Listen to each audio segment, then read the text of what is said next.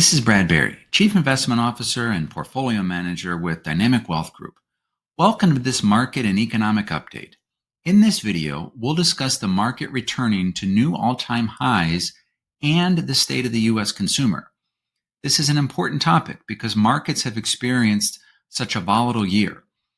For some investors, it may feel like it's been a terrible year for returns, when really the opposite is true. The Dow recently surpassed 40,000 for the first time, and most major indices are near record levels. This is because markets have swung quickly based on economic data and expectations around the Federal Reserve. Over the next few minutes, we'll talk about perhaps the most important economic topic, the financial health of the U.S. consumer. First, this chart shows the level of household net worth over the past 3 decades. You can see the steady rise in net worth due to the growth in the value of financial assets such as stock and bond portfolios and non-financial assets such as homes. Specifically, net worth tends to increase during bull markets and when home prices are rising. This is clearly one of the main drivers of wealth, not just over the past few years, but over history. This shows that the stock market tends to increase consumer balance sheets and their financial health. However, the opposite is also true to what economists call the wealth effect.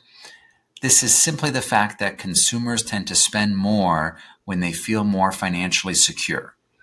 So when consumers feel that they're doing better, either because they have higher wages, their investment portfolios have grown, or their home prices are rising, they tend to spend more on goods and services. In turn, this can boost corporate revenues and can help stock prices over time.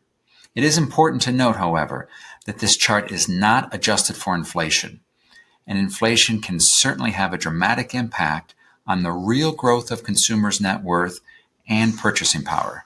Second, although overall net worth has increased, the level of consumer debt has also grown. This means that for many households, the burden of monthly payments has increased, especially as interest rates have gone up. Specifically, total credit card debt in the U.S. has jumped to $1.1 trillion, and auto loan debt is now $1.6 trillion. Delinquency rates have accelerated. According to the Federal Reserve Bank of New York's latest household debt and credit report, credit card delinquencies have risen to almost 9% of balances, compared to the 10-year average of only 6%. Consumers are also saving less today than they have historically. So while households are doing very well on average, many continue to struggle under debt loads and higher monthly payments. Finally, this chart shows the level of consumer sentiment. These numbers can fluctuate significantly from month to month since consumers are impacted by many factors. Most recently, sentiment has been poor for all the reasons you might expect: higher inflation and the uncertain economy. That said, unemployment is still exceptionally low and wage gains are generally strong.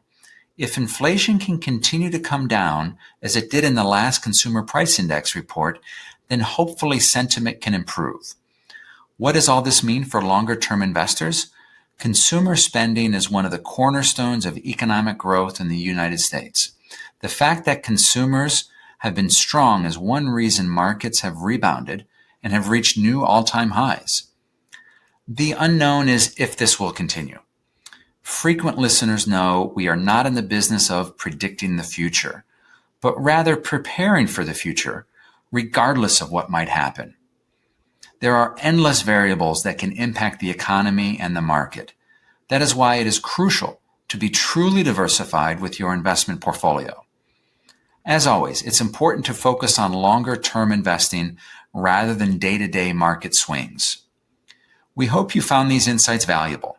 If you are a financial advisor and would like more information on our multidimensional approach towards asset management, please visit our website at dynamicwg.com or reach out directly by emailing us at info@dynamicwg.com. If you are an individual investor, we are happy to address any questions you may have and put you in touch with a qualified advisor if so desired.